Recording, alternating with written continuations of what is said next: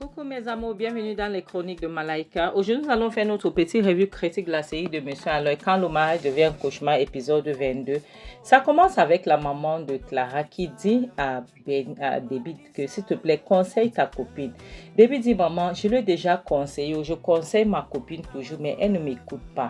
Je conseille ma copine, je lui parle, elle ne veut pas m'écouter. Je lui fais comprendre que le mariage, c'est la patience et qu'elle ne doit pas traiter son mari comme elle le fait. Elle traite mal son mari. J'ai déjà parlé fatiguée. Je lui fais comprendre que le mariage est tellement difficile de nos jours. Ce n'est pas facile d'avoir un mari comme ça. Mais ma copine ne veut pas écouter. Elle veut travailler et pourtant son mari ne veut pas qu'elle travaille. Au lieu de respecter son mari, elle ne veut pas, elle ne respecte pas son mari. Maman, je suis fatiguée de parler, j'ai déjà trop parlé. Ça m'a dit, ma fille, je ne comprends pas votre génération. Pourquoi est-ce que vous ne voulez pas respecter vos maris? Pourquoi est-ce que vous ne voulez pas comprendre que le mariage est tellement difficile de nos jours? Qu'est-ce qui se passe avec vous? S'il te plaît, tu dois continuer à parler à ma fille. D'accord? Il faut lui parler, tu es sa meilleure amie. Elle dit, maman, je vais essayer, je ne peux pas te mentir, je vais essayer. Et j'ai pitié même de Béni. Tu vois, j'ai pitié parce que je ne vois pas comment est-ce que Béni est en train d'apprendre là maintenant. Et elle aime tellement sa mère que elle écoute tout ce que sa mère lui dit. Qui sait comment elle va devenir dans l'avenir? Un homme risque d'avoir peur de l'épouser si sa mère décide de quitter son foyer. Tu vois. La maman de Clara dit, oui, bien sûr, justement. C'est ce que je suis en train de dire. J'ai fait tout. Ma fille doit comprendre qu'elle ne peut pas quitter son foyer. Elle doit rester avec son mari coûte que coûte. Debbie dit amen, maman, amen. C'est ma prière là-bas. Elle doit écouter son mari et elle doit rester dans son foyer. Amen, maman, comme tu dis. Maman, après, elle dit, maman, que cela ne tient. Je suis là pour écouter ta nourriture. Tu sais que tu prépares bien. Tu sais que ta main, tu es le cordon bleu dans la cuisine. Tu sais très bien que ta main là, ça produit la magie. La maman dit, il n'y a pas de problème, d'accord? C'est bien comme tu es là. Béni aussi est là. Je vais vous servir ensemble. Comme ça, après ça, moi, je vais aller m'étaler les jambes un peu. Je vais marcher un peu. Je suis fatiguée. Elle dit, ok, maman, il n'y a pas de problème. J'attends parce que ta nourriture, c'est la mort seulement. La prochaine scène montre Debbie et Béni qui sont en train de manger à table. Debbie mange, elle dit, cette nourriture est tellement bonne. Cette nourriture est bonne, tu n'as même pas idée. Après, Béni dit, moi, je ne comprends pas. Je ne sais pas pourquoi est-ce que tu es chez nous à pareille heure. Et pourtant, ma maman est dans son restaurant en train de travailler. Tu es sa copine, mais tu es ici. Pourquoi? Je ne sais pas. Tu sais, ce que tu es en train de faire là, je te vois venir. Mais laisse-moi te dire une chose, qu'un jour, ma mère saura ce que tu es en train de faire. Elle saura qui tu es vraiment en réalité. Tu n'es pas une bonne personne. Elle dit, Béni, Debbie dit, Béni, je vois que tu es en train de grandir. Tu vois les ailes que tu es en train d'avoir là. Je vais les couper d'ici peu. Je vais je vais couper. Béni dit, tu ne peux rien me faire. D'accord? Moi, je te vois. Et je prie Dieu que d'ici peu, ma mère puisse te voir pour qui tu es. Tu n'es pas sa copine. Tu fais semblant d'être sa copine. Maman ne voit pas ça. Mais je te promets que d'ici peu, elle saura qui tu es en réalité. Elle dit, ah bon. Donc, Béni, tu as déjà grandi jusqu'à ce que tu peux me dire ce que tu es en train de dire là, n'est-ce pas? Je te jure que je vais te faire quelque chose que tu vas regretter. Tu as compris, non? Béni dit, tu ne peux rien me faire. D'accord? Tu as seulement la bouche pour parler. En dehors de ça, tu ne peux rien faire. Je te promets que ma mère, d'ici peu, elle saura qui tu es en réalité. Parce que tu n'es pas une bonne personne. Oui, tu n'es pas une bonne personne. Tu fais semblant. Tu marches derrière le dos de ma mère. Tu fais les choses. Tu penses qu'on ne te voit pas. On te voit. Tu as compris? Elle dit, je ne veux pas rester ici, me disputer avec une petite fille de ton âge. Tu sais quoi? S'il te plaît, apporte-moi de l'eau à boire. J'ai soif, j'ai envie de boire de l'eau. Béni dit, je ne suis pas ton esclave. Je ne suis pas ta bonne. Je ne suis pas ta boniche, donc tu ne peux pas m'envoyer. Elle dit, bon, dans ce cas, il n'y a pas de problème. Je vais le faire moi-même. C'est bon, n'y va pas. Elle se lève donc pour aller prendre de l'eau dans la cuisine. Béni dit, ça ne vaut pas la peine, viens t'asseoir. Ici, nous ne laissons pas les étrangers traverser les bornes. Nous ne laissons pas les étrangers traverser leurs limites. Tu es étranger et tu dois connaître ta place, oui. Tu vas t'asseoir, je vais t'apporter de l'eau. Excuse-moi. Béni se lève donc Elle la bouscule, elle passe pour aller prendre de l'eau dans la cuisine. Elle regarde Béni, donc tu vois le genre, ça l'énerve tellement. Elle part dans s'asseoir, elle envoie la main, elle prend le téléphone de la petite. Donc elle prend, elle ouvre, elle passe dans son, je ne sais pas où c'est le WhatsApp ou c'est quoi, elle envoie un message, tu vois. Rapidement, elle rédige un message sur WhatsApp. On ne sait pas à qui elle est en train d'envoyer, on ne connaît même pas le contenu du message. Elle envoie et puis elle redépose le téléphone de la petite. Vraiment, cette femme est dangereuse, je ne peux pas vous mentir. Cette femme, et la prochaine scène on montre comment il s'appelle, Hans qui est dans son bureau en train de parler avec ses fournisseurs et le message arrive. Apparemment, c'était à Hans qu'elle envoyait le message comme c'était débit. Béni, le message arrive, donc Hans prend dans son téléphone, il finit de parler avec le client, il raccroche, il prend le téléphone, il lit, il dit maman est dans tel endroit, viens me retrouver là-bas, ne dis à personne. Il dit attends, Béni, tu m'envoies le message, tu demandes que je ne dis à personne, qu'est-ce qui se passe? J'espère que tout va bien, qu'est-ce qui se passe avec ta mère? Il se lève donc rapidement pour partir. La prochaine scène nous montre Béni qui retourne avec de l'eau. Pour donner ça à Debbie, elle dépose l'eau, elle se dit voilà ton eau que tu voulais. Et Debbie ne dit rien, elle passe s'asseoir. Et dès qu'elle prend place, elle reçoit un message, elle prend dans son téléphone, elle regarde, elle lit le message. Donc, interrompant, elle lit le message et puis Debbie lui demande qu'est-ce qu'il y a, tout va bien, qu'est-ce qui se passe? Elle ne répond pas, elle lit, elle commence à s'énerver, elle dit mais c'est quoi ça, c'est quelle histoire ça, maman? Et puis elle dit à Debbie que ce n'est pas ton problème, mêle-toi de tes oignons, ne te mêle pas dans ce qui ne te regarde pas. Elle se lève, elle s'en va. Et Debbie dit ah bon, je me mêle de mes oignons. Dès qu'elle pardon Debbie rit. Je suis en train de confondre Debbie Béni. Ah pardon, Debbie rit, Debbie dit tu n'as pas encore vu, tu n'as rien vu. Cours petite fille, vas-y en courant, va sauver ta mère selon toi.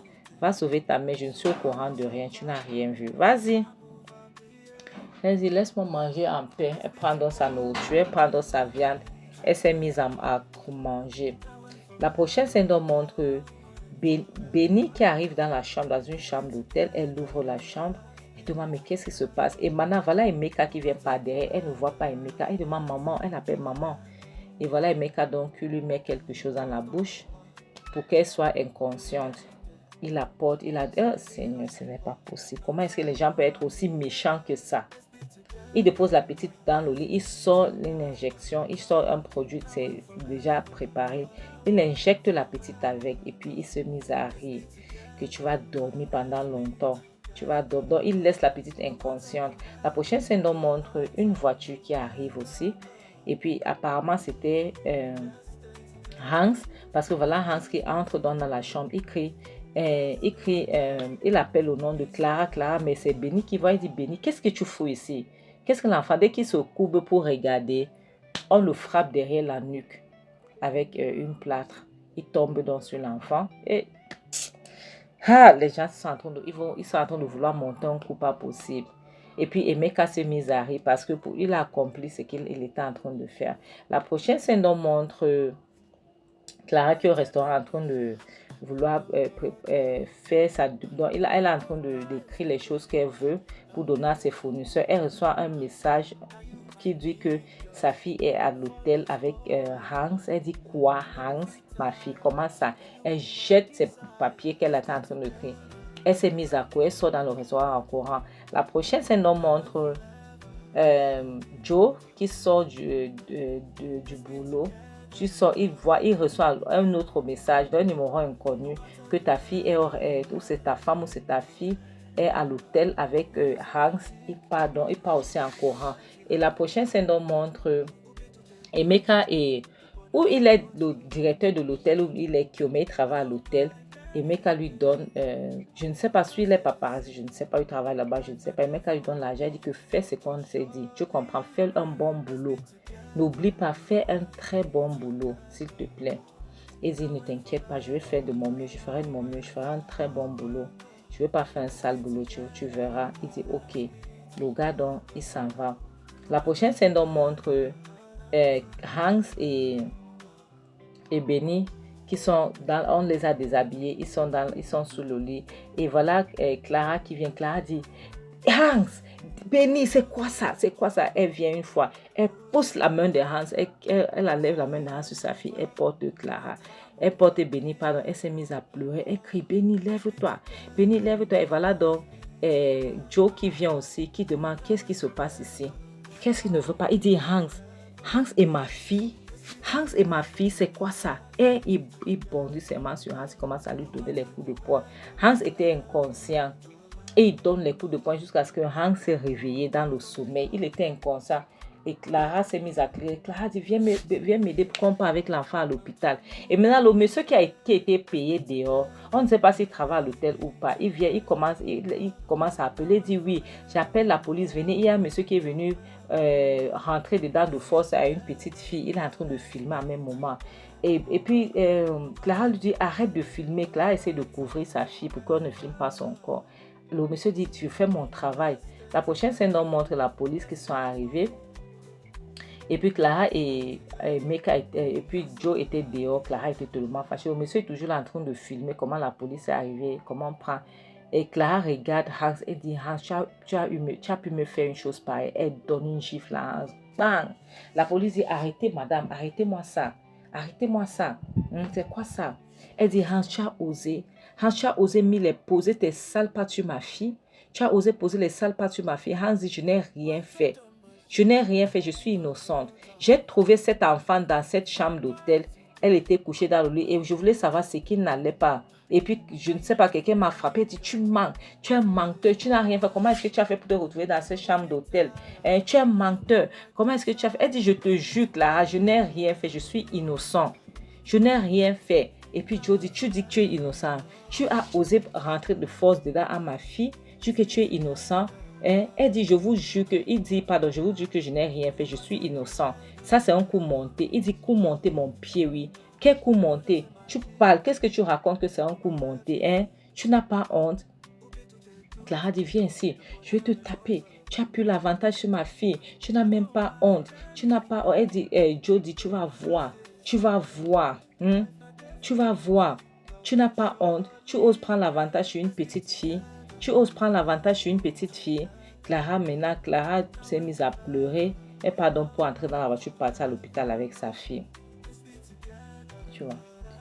La prochaine scène montre la maman de Clara qui dit, attends, ma fille est entrée, ma petite fille, Hans est rentré dedans de force sur ma petite fille. Hans, tu ne peux pas t'en sortir comme ça. Tu ne vas pas t'en sortir comme ça, je te promets.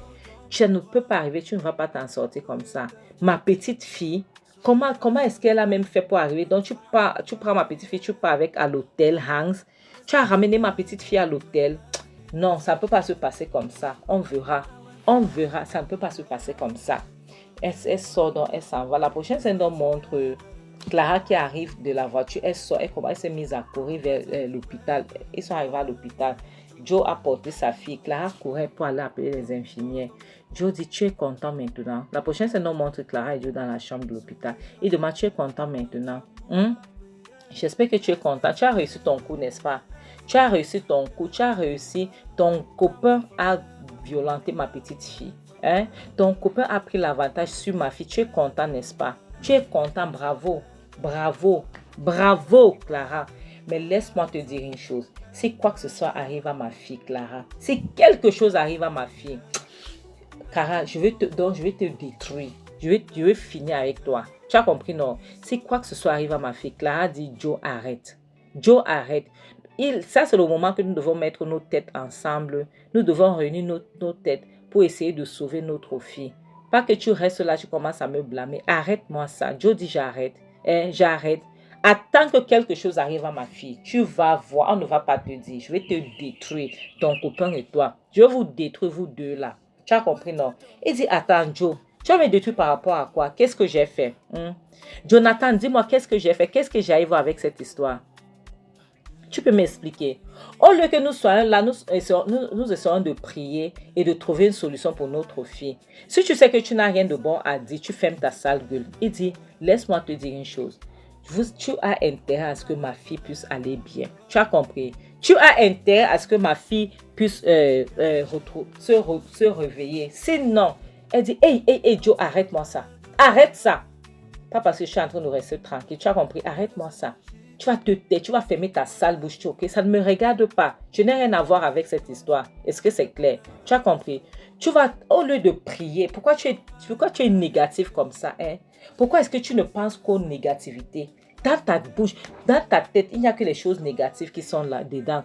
Au lieu de penser à quelque chose de bien, au lieu de prier, au lieu de réfléchir comment est-ce que nous allons faire pour que notre fille puisse aller bien, tu ne fais que me parler des conneries. S'il te plaît, tu vas me laisser tranquille. Est-ce que c'est clair? Tu vas me laisser tranquille, d'accord? Arrête-moi ça. Hors de ma vue avec ça. Ok? Faut pas me stresser. Non, tu ne peux pas me stresser. C'est quoi cette histoire? Je dis, ah bon, tu ne dois pas te stresser. Tu ne dois pas te stresser. Attends que la fille là ne se réveille pas. Attends que ma fille ne se réveille pas. Là, tu vas comprendre si je te stresse ou pas. Tu as compris, non? Tu vas comprendre. Tu vas me dire si je te stresse ou pas. Tu as compris? La prochaine scène montre la mère de Hanks qui dit, tu vois, voilà ce que je disais à mon fils. Laisse les gens là tranquilles. Il ne veut pas écouter. Il ne m'a pas écouté. Laisse les gens là en paix. Il ne m'a pas écouté. Regarde maintenant. S'il avait fait sortir les gens là de sa vie, est-ce que tout ceci allait arriver? Est-ce que tout ceci allait arriver?